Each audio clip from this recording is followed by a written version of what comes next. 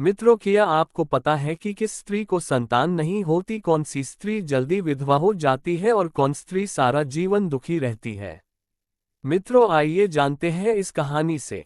एक बार की बात है, भगवान विष्णु जी श्री सागर में लेटे हुए थे और माता लक्ष्मी जी उनके पैर दबा रही थी। माता लक्ष्मी सोच में पड़ी हुई थी। भगवान विष्णु उन्हें देखकर मुस्कुरा रहे थे। माता ने भगवान विष्णु से मुस्कुराने का कारण पूछा तो भगवान विष्णु बोले कि हे देवी, तुम किस सोच में इतनी डूबी हुई हो? माता ने कहा, प्रभु, मुझे ये समझ नहीं आ रहा है कि इस संसार में किस स्त्री को पुत्र प्राप्ति नहीं होती, किस स्त्री का पति जल्दी मर जाता है और कौन सी स्त्री सारा जीवन दुखी रहती है। भगवान विष्णु जी बोले कि मैं तुम्हारे प्रश्नों का उत्तर एक कहानी के मध्य से देता हूँ।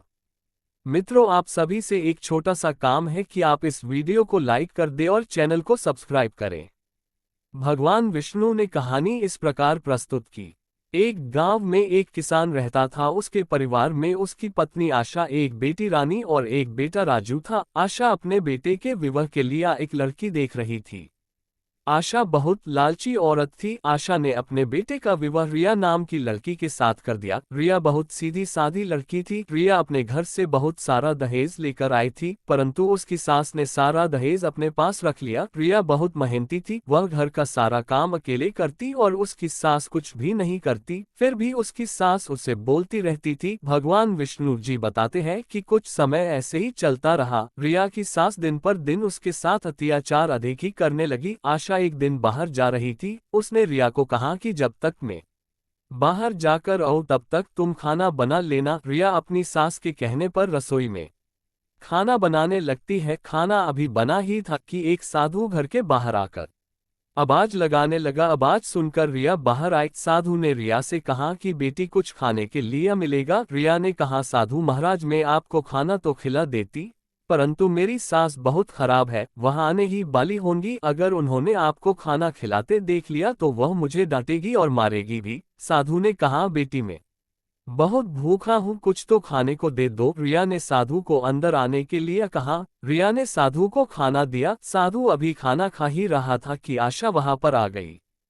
आशा ने रिया से कहा कि सारा खाना साधुओं को खिला दोगी तो बाकी लोग क्या खाएंगे? रिया ने कहा कि साधु को मैंने अपने हिस्से का खाना दिया है। परंतु आशा ने रिया से कहा कि तू इस घर से बाहर निकल जा। रिया घर के बाहर रोती रही, परंतु आशा ने दरवाजा नहीं खोला। रिया का पति भी घर पर नहीं था। रिया के पास अब एक ही रास्ता था, वो भी अपने मायके जाने का।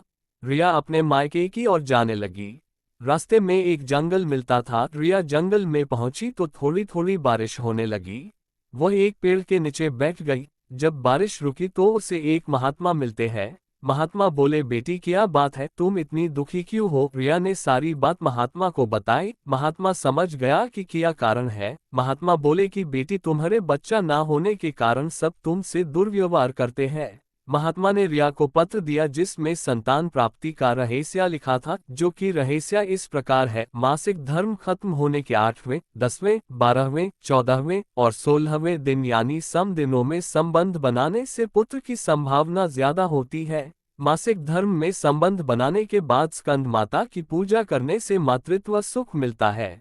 रिया ने पत्र पढ़कर उसी जंगल में एक झोपड़ी बनाकर रहने लगी। उसका पति भी उसे ढूंढते हुए वहां पर आ गया। अब वह दोनों वहीं पर रहने लगे। रिया ने वैसा ही किया जो पत्र में लिखा था। रिया सुबह पूजा करने लगी और उसका पति जंगल में लकड़ी काटने चला गया। जंगल में एक तूफान आया जिस कारण उसकी झोपड़ी उड़ गई। रिया फिर से उसी पेड़ के नीचे बैठ गई। उस पेड़ पर एक शैतान रहता था। शैतान पेड़ के साथ ही रिया को अपने गुप्त स्थान पर ले गया, क्योंकि शैतान को पता नहीं था कि पेड़ के नीचे रिया बैठी हुई है। रिया ने देखा कि वहां पर चारों तरफ सोना ही सोना है। उसने कुछ सोना अपने साथ ले लिया और वह वहीं आ गई। उसका पति भी जंगल से लकड़ी काटकर वापस आ गया था। रिया ने सारी बात अपने पति को बताई और कहा कि अब हम घर चलते हैं। रिया जब घर आई तो उसकी सास ने रिया के पास इतना सोना देखकर बहुत खुश हुई। रिया ने सारी बात अपनी सास को बताई तो सास बोली कि तू और सोना नहीं ला सकती थी, जब वहां पर बहुत सारा सोना था तो तू और ले लेती।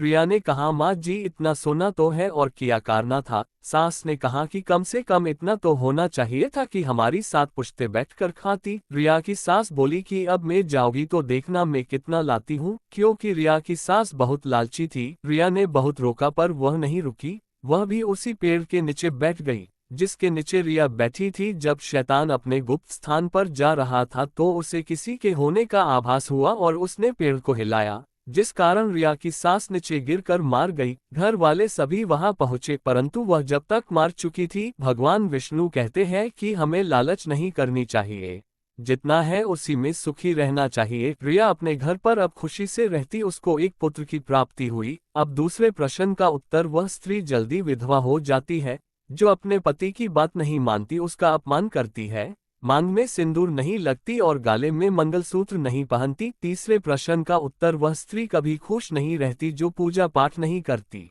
वह स्त्री कभी भी खुश नहीं रह सकती। इस प्रकार से भगवान विष्णु ने माता लक्ष्मी को उनके प्रश्नों के उत्तर दिए। वीडियो अच्छा लगा हो तो वीडियो को लाइक करें और चैनल को सब्सक्राइब करें। कहानी सुनने के लिए धन्यवाद।